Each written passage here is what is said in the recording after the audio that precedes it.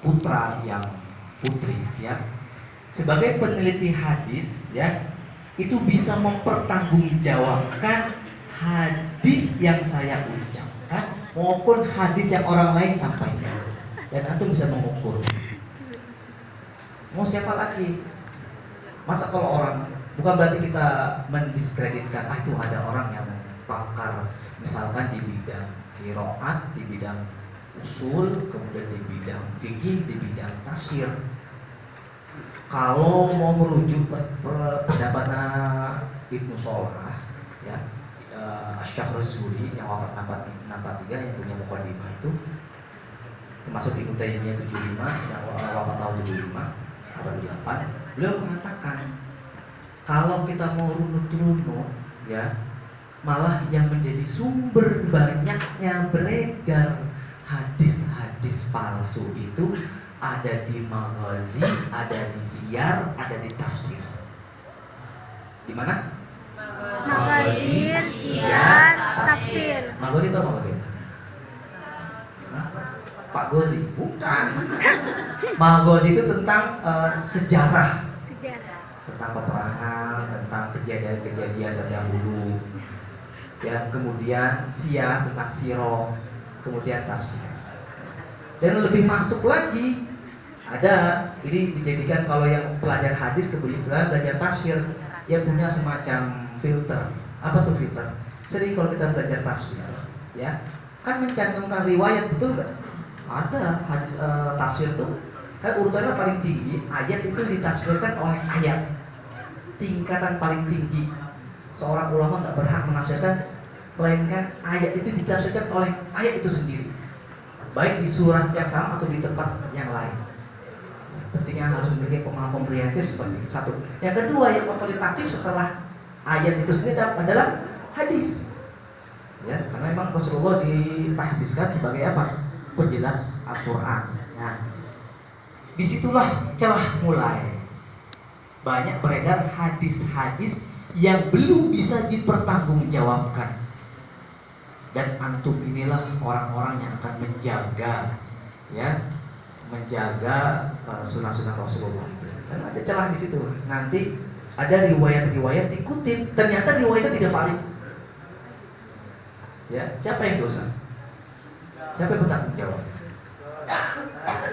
Itu pintunya, celahnya di situ. Dan ada lagi namanya, kan kalau di tafsir namanya ada ad-dakhil, ya. Di tafsir ini ada namanya ad-dakhil.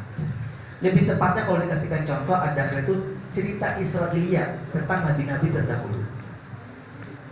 Yang menjadi filter orang pelajar hadis ketika memasuki tafsir karena berkaitan dengan hadis dan riwayat, apa? Hadis Nabi lagi yang sahih.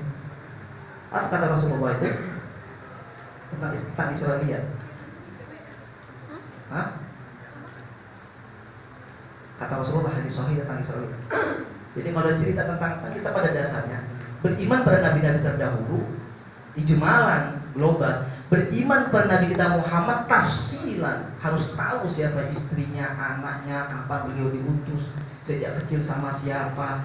Kalau tidak nabi-nabi terdahulu disebutkan dalam Al-Quran, saya aman tuh beriman. Tapi Nabi itu punya istri ini, punya anak ini, punya keponakan ini, itu bukan tanggung jawab kita.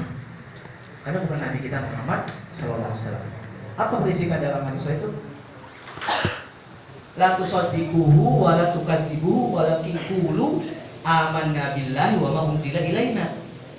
Riwayat Israiliyat itu mauqif itu posisi kita berhadapan dengan riwayat Israiliyat. Jangan mendustakan dan jangan membenarkan. Oh begitu, saya nggak dustakan, saya nggak benarkan. Tapi katakanlah saya beriman terhadap apa yang dituturkan kepada saya, yang dituturkan kepada mereka. Karena dalam hadis nanti ada lagi Nabi sempat mengutip, ya, riwayat-riwayatnya orang Yahudi juga. Karena Umar bin Khattab paling sering itu. Nah, Rasulullah nggak suka. Ada apa Rasulullah kan? Khalifu al-Yahud, berbeda dengan orang Yahudi gitu. Tapi nanti penjelasannya panjang lagi. Dalam hal ini saya ingin menyampaikan bahwa kita sebagai pelajar hadis punya warna di situ. Jangan ikut-ikutan, saya terima aja, nggak bisa. Di mana identitas antum sebagai talibul hadis? Nah itu maka saya bilang sematkan dengan baik bahwa sebagai pelajar hadis Saya sudah punya perangkat ilmunya dan saya insya Allah akan berkomitmen untuk menjaga sunnahnya Rasulullah Sallallahu Alaihi Wasallam. Ya, insya Allah ya, yang menjaga sunnahnya Rasulullah dijaga oleh Allah Subhanahu wa Ta'ala. Ya, jadi dan menariknya orang yang belajar hadis itu hujahnya kuat, dan apabila dia berceramah lebih percaya diri dan hadisnya bisa dipertanggungjawabkan, dan antum harus yakin itu. Tapi syaratnya asupan gizi hadis sahihnya harus diperbanyak, ya harus diperbanyak gitu. Dan lagi tadi yang hadis palsu-palsu itu jangan dikatrol dengan pemahaman maknanya bagus. Enggak. Antum insya Allah akan berada di jalannya para ulama hadis yang memang sangat komitmen sekali menjaga sunnahnya Rasulullah dan menghindari hadis-hadis yang palsu, gitu ya. Contoh lagi tafsir nih, misalkan yang populer ya, yang populer.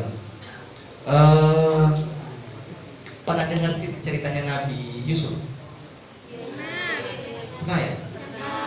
Nabi Yusuf. Istrinya siapa? Zulaiha. Dibacanya Zulaikha atau Zalikha? Wis terserah mau Zulaikha atau Zalikha, karena kilahuma sahih. Yang jadi pertanyaan saya, benar nggak namanya tersebut? Hah? Benar nggak? Benar nggak namanya tersebut? Setelah diteliti